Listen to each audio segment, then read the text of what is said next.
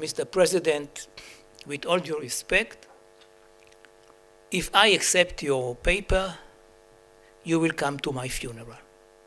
We have already met some of you in other structures in order to tell you a little bit about our initiative, to which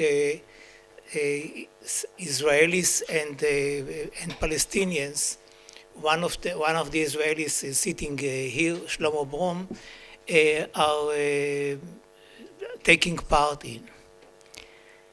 In a way, it looks a little bit surreal.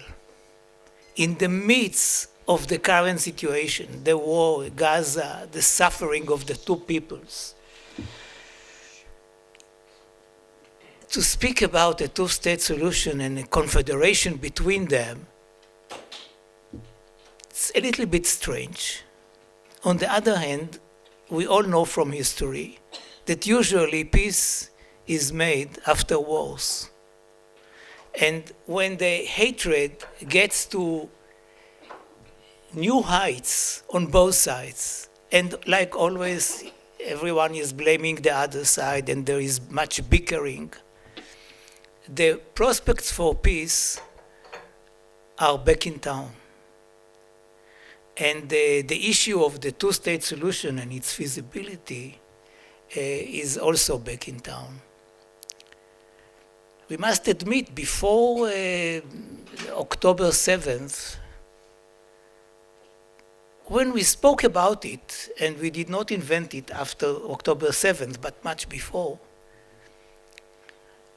people looked at us and said, well, you know, it's a very nice idea. I mean, if you, Israelis and Palestinians, agreed on a confederation of two-state solutions, who are we to tell you that it is not a good idea? So be our guests. But actually, the idea, the idiotic idea of managing the conflict. People believe that if they said the word managing, then it adds to their seriousness. So managing the conflict, as if anybody can managing and monitor the flames, it won the hearts of many people. Maybe your conflict is insoluble, and what you deserve is, from time to time you should kill each other, and then we will manage the level of these killings. It is much more difficult today to speak about managing the conflict. And the idea of the two-state solution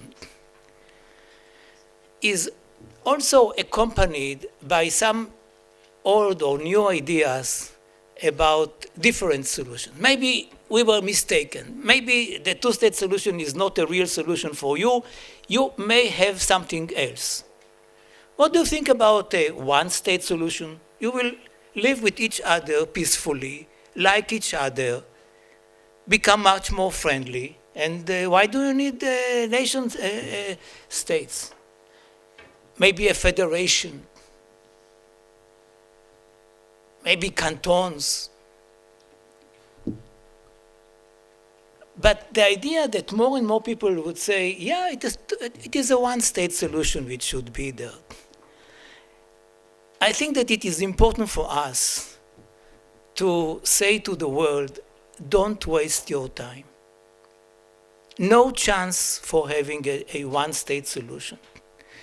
A federation is also a one-state. Any other solution than the two-state solution will not work. I can speak on behalf of my country. Israel was born mainly in order to do one thing. It is not the only thing, but one thing.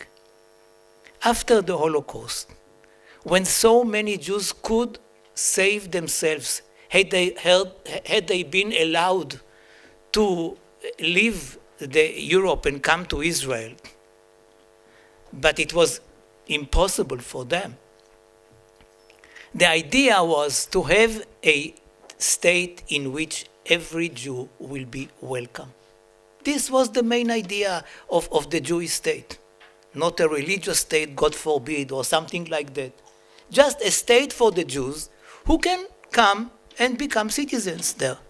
And nobody, neither the British mandate or anybody else, would put a veto power, would have a veto power over the number of Jews who are absorbed in Israel.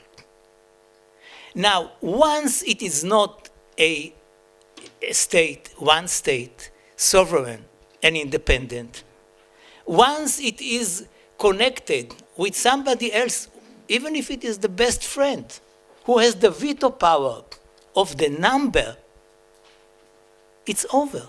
The whole idea is over.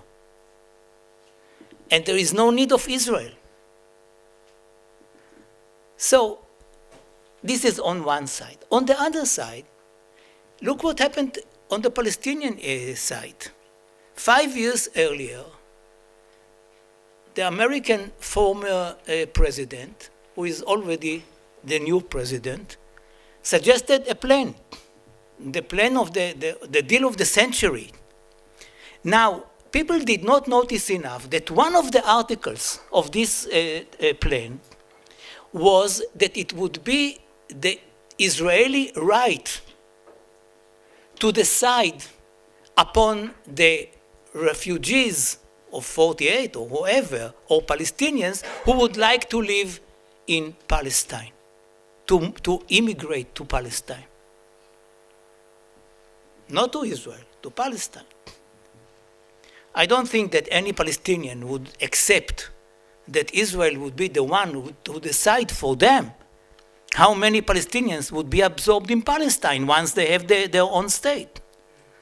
So the idea of a nation state is vital in our story. And all those good people, and some of them are really good people who suggest other ideas, can save their time. It will not happen. It will not happen. So this is one very important point. But then there is another point. Is it still feasible? Look at the map. Look at the West Bank, full of settlements. Look at the numbers. About 520,000 settlers in the West Bank today, if you don't count East Jerusalem. So what do you think, that there will be a decision to have a two-state solution and in one day all the settlers will nicely go back to the sovereign Israel? And that is why, this is the difference between what happened to us after Oslo and the situation today. After Oslo, there were 90,000 people living in the West Bank. It's more than 5 times bigger. And although I believe that Israel is strong enough and democratic enough in order to implement evacuation, and evacuation is, according to our estimations, there will be, most of the settlers will be annexed to Israel, even if in our modest map of annexation of 2.25% of the West Bank, with land swap, so that most of the settlers will remain in this small area which will be annexed to Israel. But still there will be about 150 or 170,000 settlers on the West Bank, which will become Palestine, according to our wish and plan. So what are you going to do with them? And here the idea is that if you build an umbrella over the two-state solution, which will be a loose confederation, which will try to follow the example of the European Union, which also was gradually changing all the time, and it's still changing. So it would be easier to assure that those Israeli settlers who would prefer to live in Palestine as Palestinian permanent residents and Israeli citizens will have the right to do that without moving any of them from their places, while the same number of Palestinian citizens who would like to live in Israel will have the right to do it. So it will be totally symmetric. This is the idea that we are suggesting. Besides that, we worked on a joint narrative, first time in history. People said, you cannot have a joint narrative. I mean, you see everything in another way. And it is the other way around. So how can you have a joint narrative? And our answer was, there is no problem. People who are pragmatic enough and understand that peace is their joint goal can write the history together. They may interpret the same events in a different way, but they cannot really ignore facts that took place. I mean, the fact that Palestinians had to escape Israel, that they were threatened or whatever, is a fact. Israel can say, okay, the real problem is that the Palestinians were not ready to accept the UN resolution of partition. Had they agreed to the partition plan, in 1947, there would have been no war at all, and nobody would have been moved. Okay, so we can speak about it. But the fact is that the Palestinians did not accept it. All the Arab countries, there were 7 members of the UN then, rejected the plan for their own reasons, and they can explain exactly why did they oppose it. But they did not accept it. And Israel used the fact that they launched a war in order to have better borders between it and the potential Palestinian state, which was eventually Jordan. So we did succeed, and not only that, we also added another small chapter after October the 7th about the narrative of the two sides. We believe that it is possible. We believe that if somebody comes to us and says, I'm supporting I'm still supporting a two-state solution, if they don't come with the practical answer to the question, how are you going to do that? How? Then the support of a two-state solution is not enough, regretfully. And this is what we both are trying to do, to meet people, to explain the idea, and to suggest to the two parties. We met, of course, with the relevant parties, and met with some of the people in the Arab world in order to put the idea of a confederation on the agenda. That once you speak about a two-state solution, you don't do it with a full stop. You suggest a two-state solution under an umbrella of a confederation. Now, again, I must say that it is not enough. The issue of leadership is always critical. If you don't have leaders who are ready to go for very bold decisions, the fact that there is somewhere a theoretical idea of a two-state solution under an umbrella of a confederation is not enough. And I can tell you, just before I end my introductory words, after the Camp David summit in July 2000, I met with President Clinton. He was very frustrated from the failure of the summit.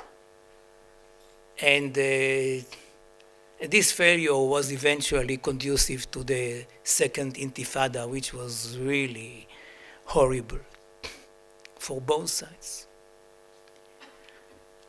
And he said that he was quite angry with Ehud Barak, then the Israeli Prime Minister, but mainly he was angry at Arafat. And he said, at a certain moment, we gave Arafat a paper, and we asked him to refer to it in whatever, 24 hours or what. It's a new suggestion of the Americans. After some time, somebody said to him, the President Arafat, wants to talk to you. So he came to his hut in Camp David and said to him, Mr. President, with all due respect, if I accept your paper, you will come to my funeral.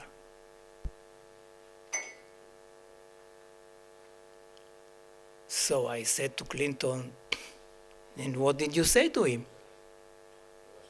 He was right. Maybe. I have my version. Okay. I will accept your version. I promise you in advance. So he said, he asked me when he saw that I did not react to it.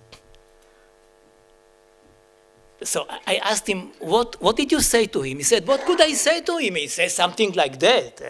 I'll go to your funeral. You will come to my funeral. And I was silent. So he said, Yossi, what would you say? I said, Mr. President, my answer would be, so what? You can compare the rest of your life, some few years more, to such a big deal of making peace for your people. You can even weigh it up at all. Had he said to you, it is illogical, it is impossible, it is whatever, but to come to my funeral is an answer?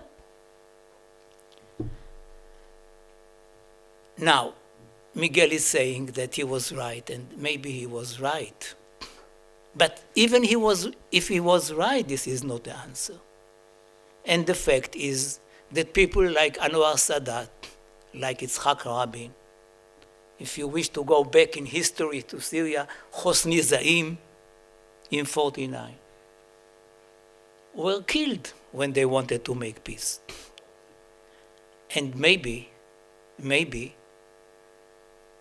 one of the musts for making peace is to take this risk.